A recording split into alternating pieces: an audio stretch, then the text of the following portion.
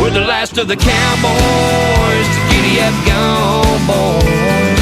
18 wheels on the concrete, it's a slow and dying breed, rolling like Jesse James, a modern day outlaw gang.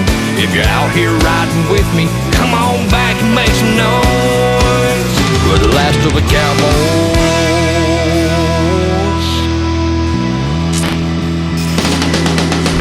Saddle up, boys.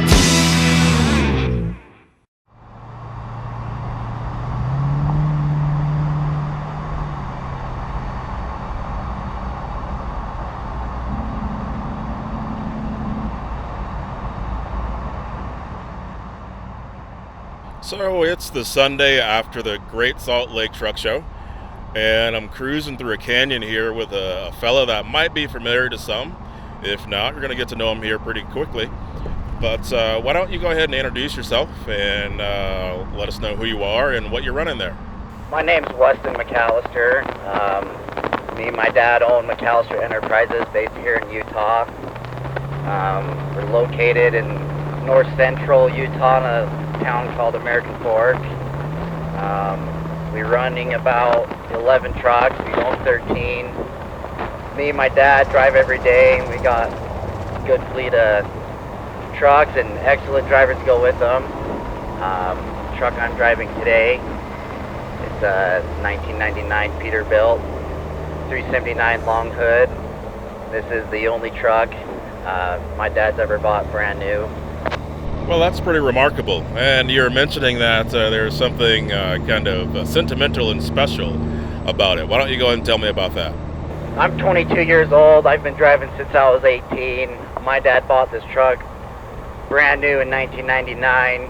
I was 3 years old at the time. He built it to what you see today.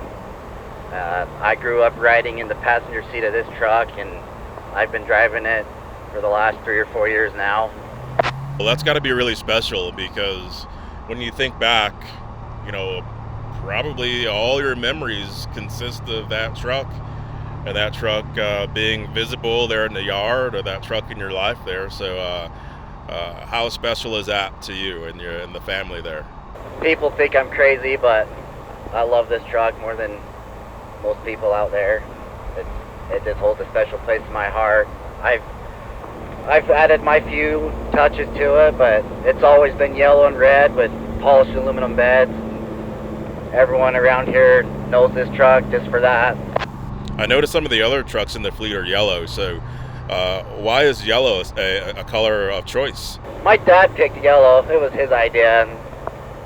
Back when he was my age, he had a Toyota pickup, and he wanted to paint it, and he just always liked the look of bright yellow, and when it came time to start painting some trucks, we just started painting them yellow. Now, give me a good scope of what the company does. You mentioned some things there, but you know, you wake up on a Monday morning and you go to work.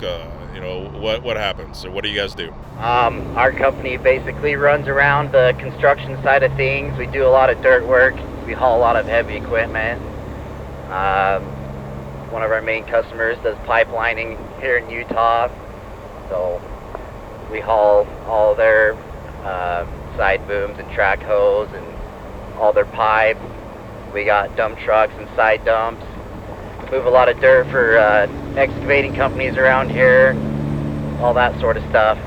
How far out from American Fork do you guys go out? We usually just work right here within our county. Very rarely we go outside our 100-mile radius or so, but most of our stuff sits here locally.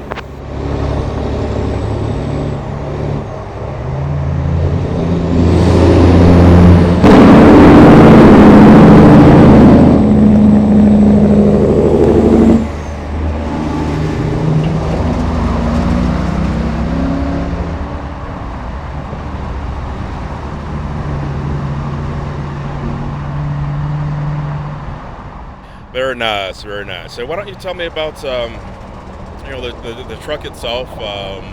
Usually in some places you're just running a single dump truck. So explain the trailer or the pup. You guys call it a pup. So explain all of that. So someone like from another country that's not familiar with the setup, explain it so they would understand. The truck itself is the 99. Got a 3406 E model cat, 18 speed. Got a 20,000 pound front end, 46K rears. Got full lockers. This truck will blow you away about what it will do in the dirt. And everyone calls us crazy for putting these nice trucks in the dirt, but that's what they're built to do. The pup, it was built in 2004. It's a Tesco Williamson frame built here in Utah. The dump beds were purchased in Longview, Texas by a company called Alumitech. And I remember driving with my family to Texas in our Suburban. We picked up the dump bed for this pup. It's on this trailer now, hauling it back, and people kept on asking my dad, what is that? It looks like a boat, but it doesn't. It's pretty funny. So for hauling capacity, why don't you explain why the pup is so far behind? This pup is actually relatively shorter than some of the other ones you see around here, but this one also has an adjustable tongue, so right now it's slid in to be really short, but you can unlock the pin and you can slide it out and get another 8 feet of tongue length. Reasoning doing that, you can get your bridge, you can haul more weight, stretched out and whatnot, but the stuff we've been doing lately, it's tight jobs and it works better being short. So Weston, you said that you got your CDL when you turned 18, and you've been driving for a couple of years. So I always like to ask questions of guys that can give some advice to somebody else. So if you were talking to another guy that's 17 or whatnot, and he's wanting to drive, what are some of the things that he needs to study up on and be prepared for to successfully pass his exam and road test and everything? Well, for me, I know it was easier than it would be for someone else that doesn't know a whole lot. I grew up in trucks and knew all about them. The hardest thing for me was going into the DMV and taking the test itself. They got those little questions that try to trick you. You just gotta know what they want you to say when they ask you that.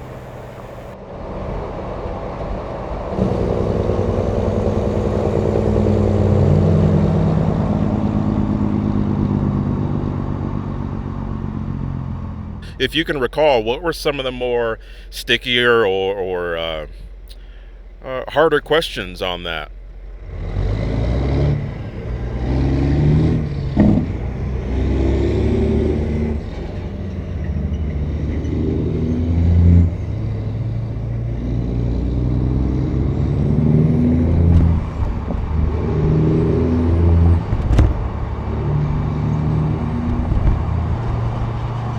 I remember when I was doing my doubles and triples endorsements, and they were asking you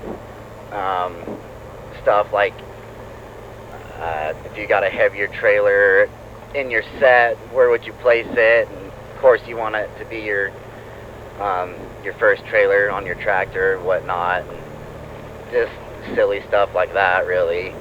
Explain how some of those questions may be difficult for a guy that doesn't have hands-on experience. Well, the test is right out of the textbook, so it's really officially worded, whatnot. Whereas when you grow up in the business, words change and there's a bunch of slang, you know. So my advice is study your book inside and out, read it 5-6 times, go take your test. Should be just fine.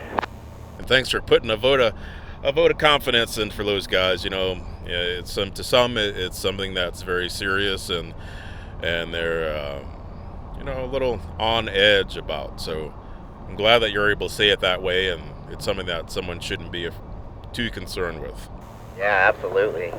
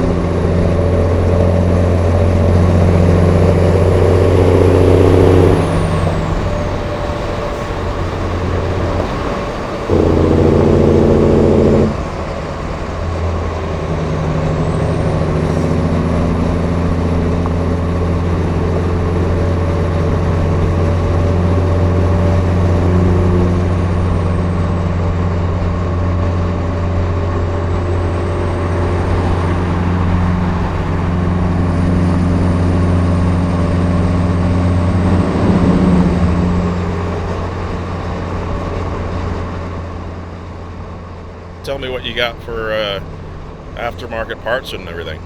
There's really not a whole lot done to the motor, engine work wise. Just a factory 550 cat. Added some lights. Whole dash in here has got stuff from Rockwood Products that my dad bought.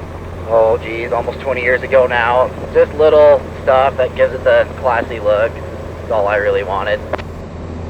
10-4, nice and simple. Ain't nothing wrong with that.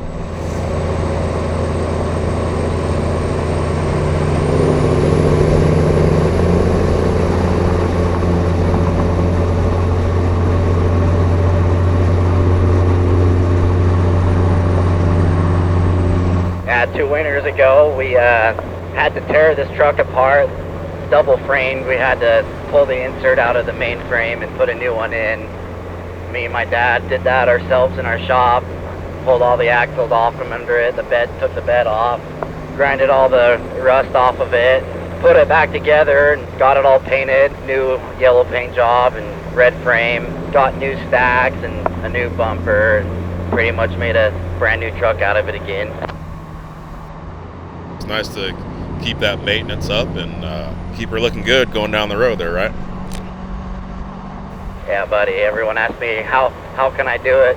Work in the dirt every day and keep that thing nice and clean. Like, if it gets dirty, you just wash it off at night. It's easier to keep a clean truck clean than a dirty truck. Try to make it clean. It's just the way I've always done it. 10-4. Well, thanks, Weston, for cruising around and getting the truck out here on a Sunday so everyone can have a look at it and see how you guys handle business around here. It's a fine looking truck, and I appreciate hearing your story there. You keep it up, and we'll be looking forward for all the things that you guys got coming in the future. Yeah, for sure, Chris. I really appreciate the opportunity, and it's really good to see you out here. Oh yeah, for sure. I will be back. This is definitely a part of the country that looks good on camera, and the trucks look good on camera just as well. So you'll see me out here again. Good. When you come back next time, just bring some more time with you, and we'll go do some non-trucking related stuff too. I heard that I did.